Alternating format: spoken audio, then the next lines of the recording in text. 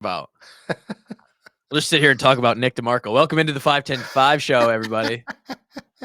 Coach and I are just here talking about my overhead squat that's better than everybody listening. Sorry, not sorry. It's true. Do you have anything like that? No, Personally, like a weight room? My thing is I'm just like the weight room grinder. I'm not great at anything, but like I'll grind anything out with that 100-pound tire.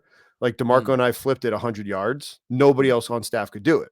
Like Joel is stronger than me in the weight room, couldn't flip it. Cody could deadlift maybe one or two, like could lift in the weight room better than me, couldn't flip the tire. I can just grind and get after it. Grunt work guy. That's me. Glue guy. I'll never forget this. Jim, you remember Jim Reed, the linebackers of course. coach? All right. So Justin Lima. On Fridays, we used to do power development work before whether we were traveling or whether we were on the road. And so once we were done doing the GPP for the guys that didn't train, we would do power development work. So jammers, jumps, whatever. You guys as in the staff. Demarco, Cody, myself. Yeah. Joel never partook. Anyways, Jim's like watching us train. He's like, "What's Justin doing?" They're like, "Guys, work." Like this is up at breakfast. Like he's getting better at that. He's like, I don't know if he should keep doing that. You know what? Screw you, Jim. Like you're waddling out to practice. Like, man, I'm still getting after it, bro. Guy's 68 years old and he's questioning the 30-something. So that's my little point of contention. So you guys specifically would just roll in and do power work, and Joel wasn't about it, huh? Joel was he was on his powerlifting gig. He was, if it wasn't squat, bench, or deadlift, he really didn't have much else. He's a bigger, faster, stronger guy. Yeah, that was his thing. What's he? Is he still that kind of guy? I don't know. I think so. Have you talked to him much? I saw him at the CSCCA. So what are we, September? That was May, 4 months ago. Still same old Joel. I'm sure. Yeah. He's still at CMU? Yeah. Okay. Speaking of Joel and that 2005, remember the old trophy cases? Because we have Minnesota this week, right? Yes, we do. So remember the old trophy cases where it was the clear case that would go on top of the black? Yep. All right. Remember how it was broken? Yeah. I was the one that got to break it. Got to break it. So remember 14, we lost all the trophy games. Yeah.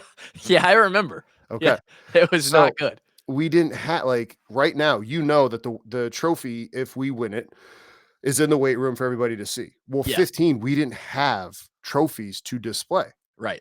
So instead of I think we had an empty trophy case.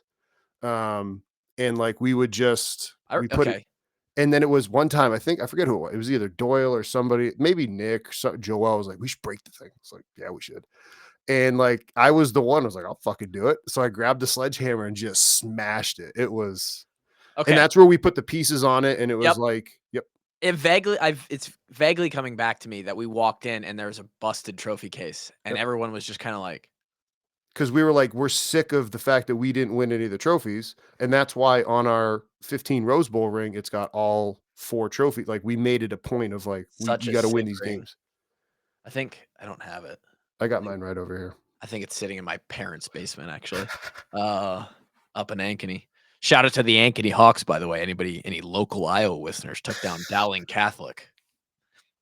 Big one here in Centennial for your cousin too this week. Southeast Polk coming into town. Yeah. Homecoming. Centennial's 3-0. Ankeny football, man. Ankeny football. Tell you what. Yeah, the 2015 team was so.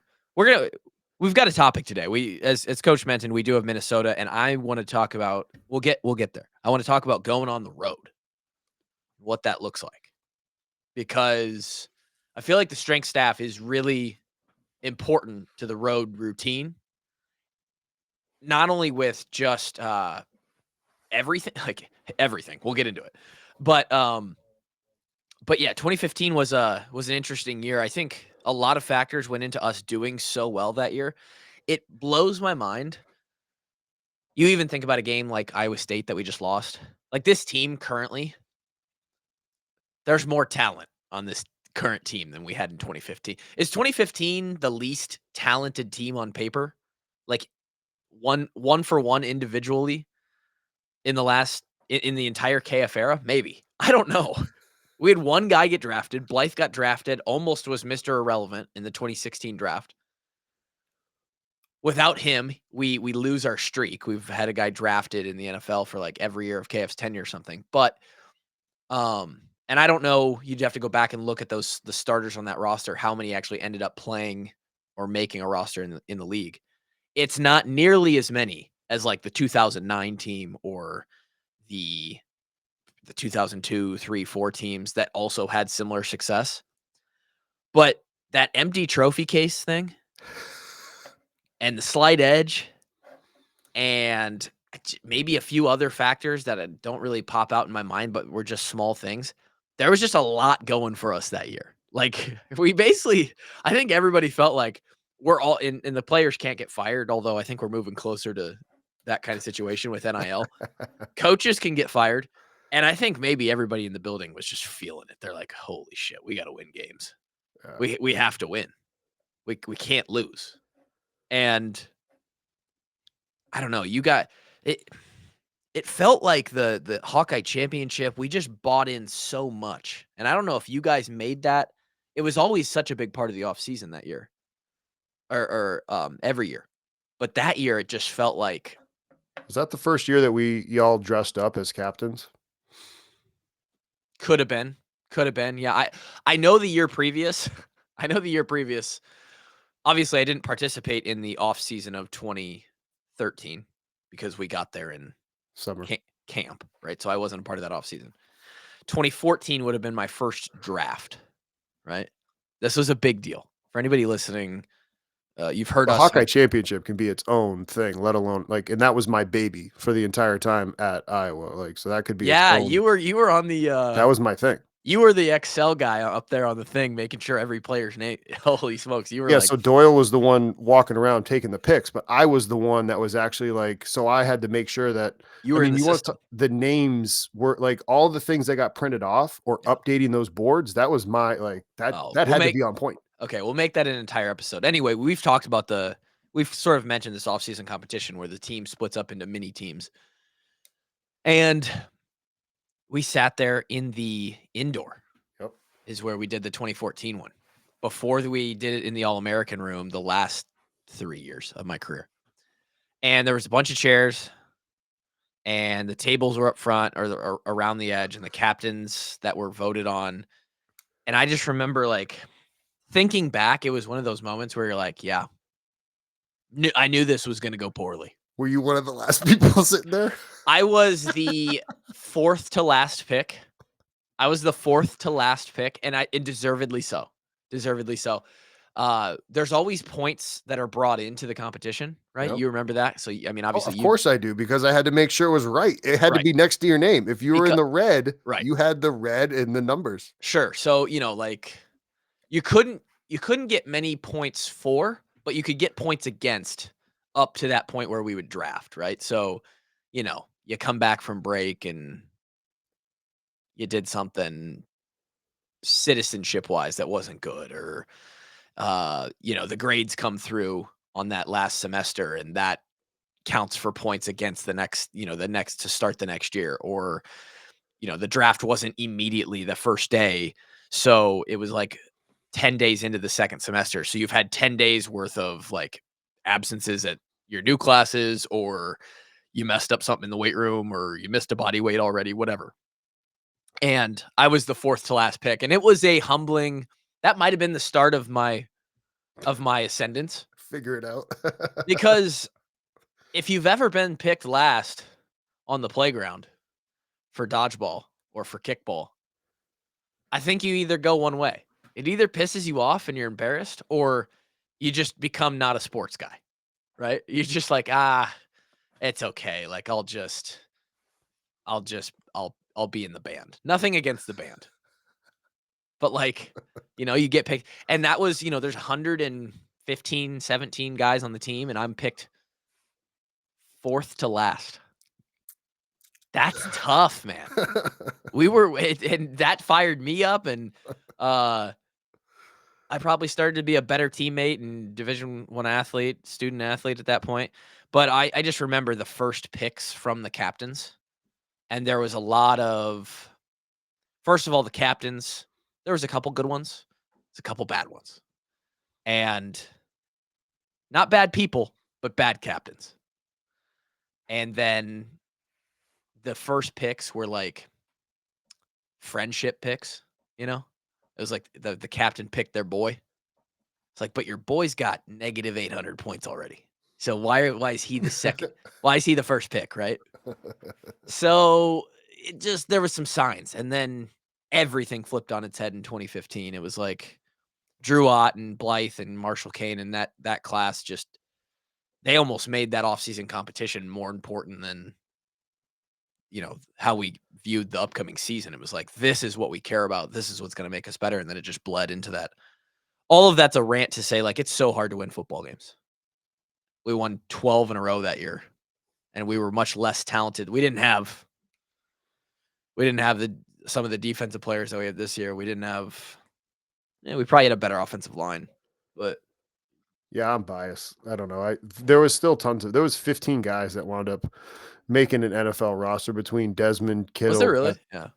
Desmond, Kittle, Beathard, Josie, Neiman, Gervais, Ike, Mabin, Jaleel, Blythe, Tavon, had a cup of coffee, OJ, Josh, James Daniels, Anthony Nelson, like pretty good on paper. And James was in there. In hindsight, but that was James's freshman year. Yeah. Yeah, I mean, it is crazy to go back and look at starting rosters. Because in the moment, you're always like, we could use more. We could use always. And then you go back and you're like, okay, 70% of these guys like started an NFL game. You're like, Jesus Christ. Anyway, 10 minutes into the podcast and we've talked about nothing. We go on the road this week.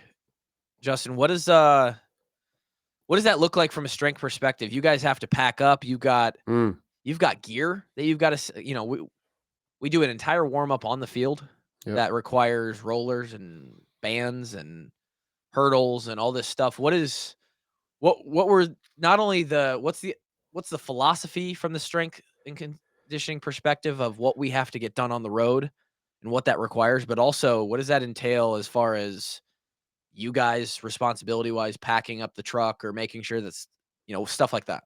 So we'd always make sure Thursdays the trailer would leave, like you guys have to pack your stuff up, and we would do the same. So we'd make sure that all of the equipment for that pregame, we called it a primer, get your nervous system primed, and we would make sure hurdles, med balls, mini bands, foam rollers, stretch bands, any of the things that we're putting in the locker room, we're getting that packed on the trailer to go down to the locker room. We would have one of those power plates go too. So a power plate is a high frequency vibration unit where the players could sit on it, stand on it, and it would help their muscles relax so they could stretch better is the easiest way to explain it.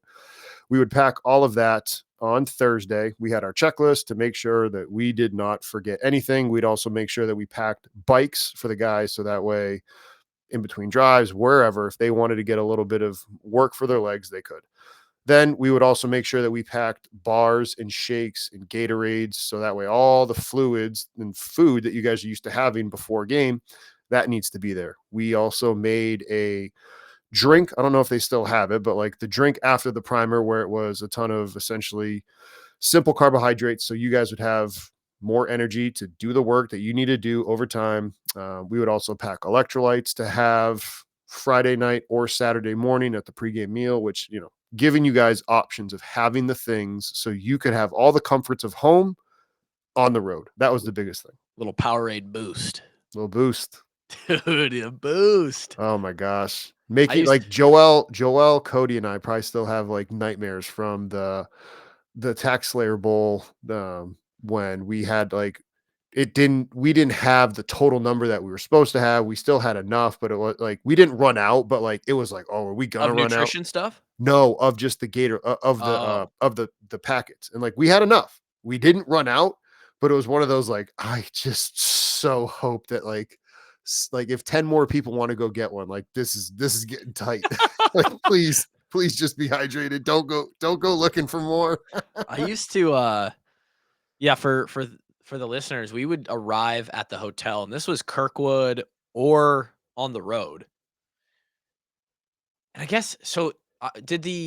Yeah, we get there early is what he's trying to get to.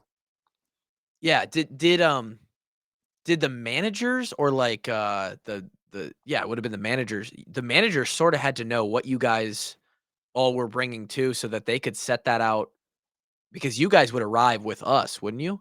Yeah, so the managers and us, I mean, we're communicating literally every day, and more than half of them would actually come and train in the weight room. So like we'd talk with them at practice, we'd talk with them in the weight room. We had great relationships with them, whether it was Bomber or any of the other like senior managers of them. But we'd help them pack the truck, be like, hey, here's our stuff.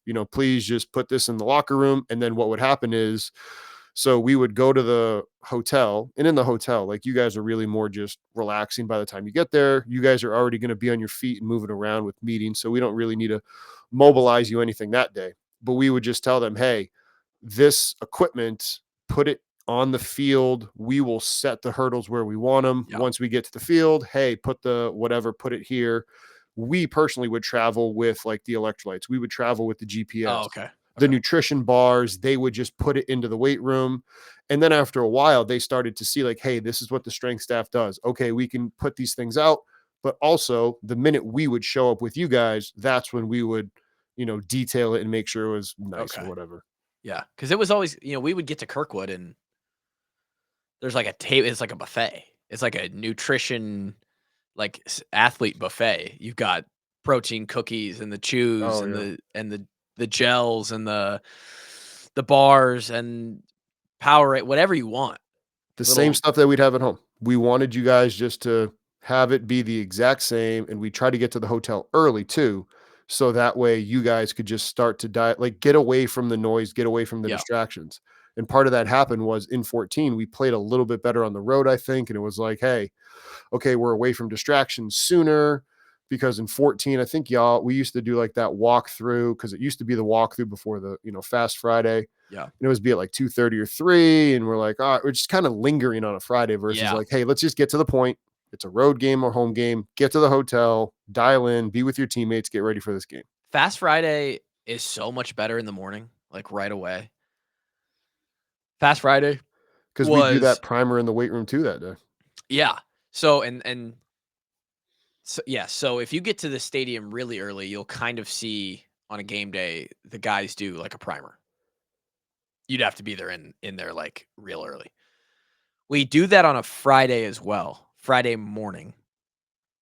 And the primer consisted of like quite literally like maybe 4 to 5 minutes in the weight room doing like a couple really explosive things and then like a 28-minute clock of walkthrough where everything is it's fast. It is called Fast Friday for a reason. Everybody was locked into the routine, the script, and you don't mess something up on Fast Friday or else everybody feels like shit. Can you explain primer and the concept? So the concept was originated from whether it was strength and conditioning coach at Oregon, Jim Radcliffe, or track strength coach Charlie Francis with his athletes that were, setting world records back in the day. Anyways, the whole point of it is getting your nervous system primed, right? Like ready for activity. So Thursdays, the players would be off. Wednesdays, they were off the field by 10:30 or 11.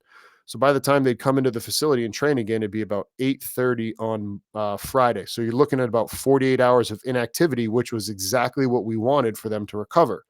But we wanted to get their nervous system primed for fast activity the day before big activity, because that's what Coach Radcliffe would do. That's what Coach Francis would do. And so we had this hypothesis that we had tested in 14 and then fully implemented in 15. And so it would start off with just some simple, easy, what we called a core roll. So roll out your glutes, your back, your groin, your quads, hamstrings. Then you go do some mobility drills. After the mobility drills, this was the rolling and mobility was done on the field. Go into the weight room. You'd hit an Olympic lift, whether it was a clean and jerk or a snatch, really, really fast movements, might even be a jammer. From there, you would go and throw some med balls. Done. Like Kluve said, very fast, very violent. And now your body, your nervous system, you're sending the signal from your brain to your muscles to contract, because that's what happens when you do anything. It's either you think about it or it just goes from your spinal column as a reflex. So we're training the guys to be thinking fast, moving fast. They go put their cleats on, they go put their spider pads and helmet on, and then they go out to practice. And now you're executing plays, short volume, high speed, because your body can recover from that easier than the volume the day before the game. Get everything done, like Kluve said, quick 28 minutes on the clock, then truly do walkthrough of situational special teams, let the players get a meal, let them recover again, because now they got their body moving again. Now recover the body and then get the body moving again on Saturday. Perfect. It's like a warm up to the warm up. And I still use a primer in its own way in my training, like today. For like a piece that I'm gonna, like a competitive piece, if it's something where I'm like in a competition or it's whatever, I will do like I'll still like warm up my core temp with like 12 to 15 minutes just spinning the legs on a bike and get a little sweat going. And then I'll let the heart rate come down off of that for like 3 minutes. And then I'll do like I hate to bring in the CrossFit terms, but I'm gonna the WOD specific primer. So if it's gonna be like wall balls and a dumbbell snatch and some pull-ups, I'll do like a couple really fast explosive movements of each to get the heart rate up, like another 1 minute quick, like if it's an 8-round workout, 1 round basically. And then I'll let the body come back down off of that. It's like I still use the primer to this day. And I'm sure like you roll jujitsu and you still, it actually would love to know what your lifting looks like nowadays for yourself personally, but I'm sure you kind of similarly do primer-ish stuff too. I always get made fun of in the CrossFit gym that I go to because my warm-up is so long, but I think it really helps. I think it decreases injuries. There's probably some science data on that. And it always felt good and it works. So I love it. I would like to get into this on the day of. There's that primer right when they get to the stadium. They basically get dressed, go out, prime. Then they have that entire warm up that they do up until like 20 minutes left on the clock and they go back into the locker room. Hate that. Ugh. And I think I saw you or Demarco or somebody on Twitter like in the last couple of weeks say, I think it was Demarco. He's like, he was talking to some other strength coach. He's like, don't forget about that, the game they play before the game or something. Why are they out there so long? What are we doing? Anxiety, coach anxiety, I think. I mean, Rob Ambrose was the head football coach that I worked for at Towson. We were this close to getting rid of that, and then COVID happened. So we were at Florida, and obviously, strength coaches have to fight this everywhere. Yes, unless you have a head coach that gets it. Like I said, Rob didn't want, like, it wasn't necessary at the time. We were moving in that direction of getting rid of it because, like you said, if you mess up a play on Friday, now everybody thinks, oh, you don't know what's going on. No athlete is like, oh yeah, I need to go run 23B again pregame to know how to run it. Like Brady Ross knows what he's doing. Like any of those guys know what they're doing. And we played Florida in the swamp in 19. And obviously Florida had more money than us. But what they would do is they would go out during that warm-up time, and the players were in what essentially happens now, where they're wearing their uniform short sleeve hoodies with their number on it and their uniform colors, and they look nice. And they go through that whole show and dance with no pads on. They look good, okay? They fucking look like Penn State, all right? You sounded just like him. But that's the point. Like, go and do whatever, like move your body there, go put your pads on, then go back out and play, because you get to the point where you're starting to do too much. Like you talk about that, or at a powerlifting meet that I've done before. You get all amped up for squat. We have to come back down and then get ready for bench, and then come back down and get ready for like, it starts to get exhausting. And so that's where, if you could cut that out, that served the athletes well. It's definitely necessary to warm up, even past the primer. But I always thought of it this way, and like it was a little bit different for specialists because it was such an up and down. Like, okay, you have to be ready to go fully loose, warm, ready to perform your rep, and then you sit for 15 or 20 minutes, maybe longer. I think there was a half or two in the 50-some games that I played where I did not snap a football. Like, it just so happened that, like, we had long drives, but we would sputter out, and then we'd go for it on 4th down, so we weren't actually plus 50 punting either. We never kicked a field goal. I might have had 1 rep or something and a half. And so a game rep was 30, 40 minutes in between. But even for line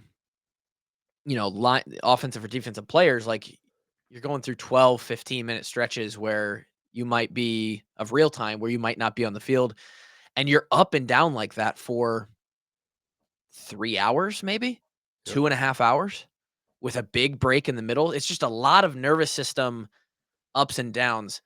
And I always sat there and I thought, so why is there a 90-minute warm up before this? We're just making it even worse. We're extending that out to 4+ hours of total. It's so hard to be turned on for 4 hours. It's very hard, and And that's I why it needs to eventually evolve to get rid of it. it Yeah. has to what would be ideal in your mind? Like what were you going at Towson before COVID hit? Ugh. What were you going to move it to? What was going to be your ideal like is it 50 minutes? You just you go out in those same waves, but you go out, you do like so the reason we were doing the primer is because guys were going to go and do their own routes anyway. So we're like, Yeah, let's make sure that they're warmed up before they go and do that. So we're doing our due diligence. right. So you'd start by educating the guys like, hey, you like walk around, move, sure, do whatever, see the facility, but don't run because of all the work you're going to do. Then you do the primer with them. They come out in their same waves, but they're wearing t-shirt, shorts. Let them get taped, whatever they're going to do. Come out, do their primer. Then they go and do all of that work that they would do with their coaches to get warmed up. Put their pads on. Like you go back in at that 22-minute mark. Put their pads on. Then coach comes in. Hey, all right, guys, let's go out there and get them. You go out there. Done. Now you're not wasting the time, and it is very similar, like you said. There were times if the defense is on the field, offense ain't out there for 12 minutes, 15 minutes of real time. Man, it just seemed like you're already asking these guys to go through an incredible amount of physical exhaustion over the course of 2-3 hours. And then the specialists, we would be the first ones out there for the official warm up, first ones in pads out on the field. Yep. And on the game clock, I think we left the locker room at 82 minutes on the pregame clock, on the countdown clock. And there was always one in the locker room, so it matched the one in the stadium.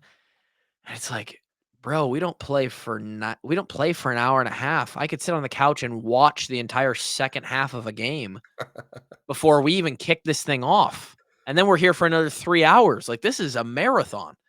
And especially for us, it's like, why are we sending the specialists out in their full pads an hour and a half before we get to? I mean, it's just so stupid.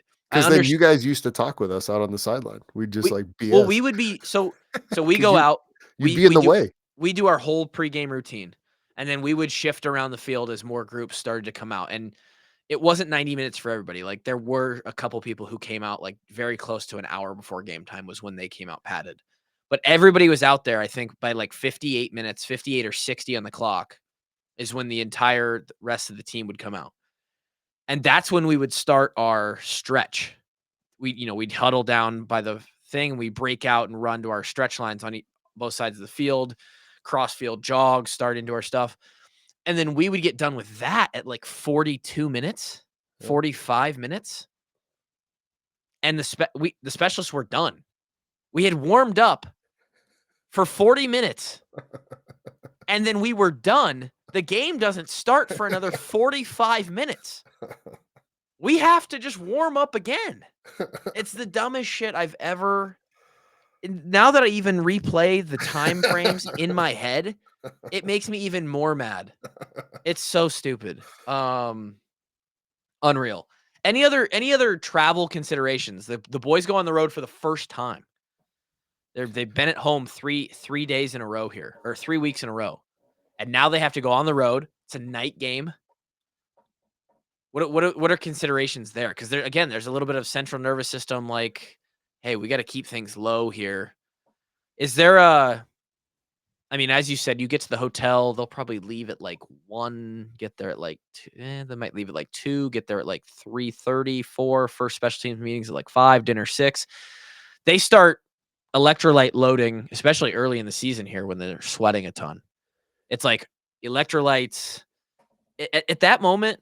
Not that you're a nutritionist, but the strength conditioning, they obviously do a ton with the nutrition. You guys are just immediately on top of the guys. Like, hey, calories, electrolytes, fluids. It's just all the way to game day the next day for basically 24 hours. You're just on them, right? Yeah, and so they're gonna get to the I mean, it's gonna be Minnesota's a good road game because you're Yeah. so close with it's like you're up and then you're down. The hotel was nice. The Hotel was stadium nice. the stadium is nice too. So as a visitor, there's tons of room. And like that is an implication that you think about as the strength coach. How Yep. tight are the guys going to be? So you're going to have room, you're going to be able to relax. It's a good stadium, it's a good turf. And like those are things that go into play. The big thing that you're always kind of cognizant of is how well did they sleep? You want them to Mm. sleep well because your nervous system, when you sleep somewhere new, there's tons of research on it, but the reason people don't sleep well the first night somewhere new is it's that innate thing in us as humans is like, hey, this is a new environment. Where are my threats? I don't feel safe. This isn't my home. And it's hard to shut that off in your subconscious. So trying to get your athletes to feel comfortable, feel like, hey, this is home. Giving them simple tricks like, having the room be cold, making sure that the room is dark, taking a Oh, hot shower before bed, like things of that nature, like your sleep checklist. So that way you're recovered for the next day. my ancestral genetics must not have been one of warrior bloodline because my because I slept so goddamn good before games. Hotel beds, those just like cold sheets, those just a perfect bed, you know? You can those blackout curtains in hotels are just so dark. You turn the room down to 32 degrees and you just ice yourself out. I slept so good. But early on for the young guys especially, kind of wrap it up here. The young guys who are like worried they're going to miss Yes. breakfast Yes, or any meeting or because you're anything. like, where's this room? Like, that's a legitimate concern too. Like, you kinda tell them, "Hey, okay, this is where the meeting room is. Yep. Understand how many elevators there are because maybe it's full and where the like, you do have to educate them on that Yeah. because it's like There is some procedural anxiety that goes on at a new place. How long does it take to walk from the room? At fucking Purdue, oh, the Purdue is the we had to walk like 12 minutes to get to the meeting room. It's like, okay, you think you're good if you leave, you know, you want to be at the meeting 5 minutes early at least, probably closer to 10. So you leave 15 minutes early from your room. But if you're at Purdue, you got to leave like a half hour early because it's a walk. You're in a motel. Remember that old locker room at Purdue too? That was Horrible. terrible. Horrible. So it's just like, yeah, when you're young, you're worried the alarm's not gonna go off, you're gonna miss breakfast. You might sleep as not quite as good. It's a whole thing. Lot to consider, but you're right. Minnesota's a good place to travel. Great Yes. opposing locker room, great space on the sidelines. There's a lot going for them. I think it's gonna be a juiced environment. Because they wanna keep that pig and we don't have the pig, and we're trying to fill a trophy case, which brings it around to where we started this podcast off. 5-10-5 show, another week with Coach Justin Lima. Thank you guys for listening. Hopefully the Hawks can bring back the pig tomorrow, and we will talk to you guys on the recap episode on Monday. We'll see you then.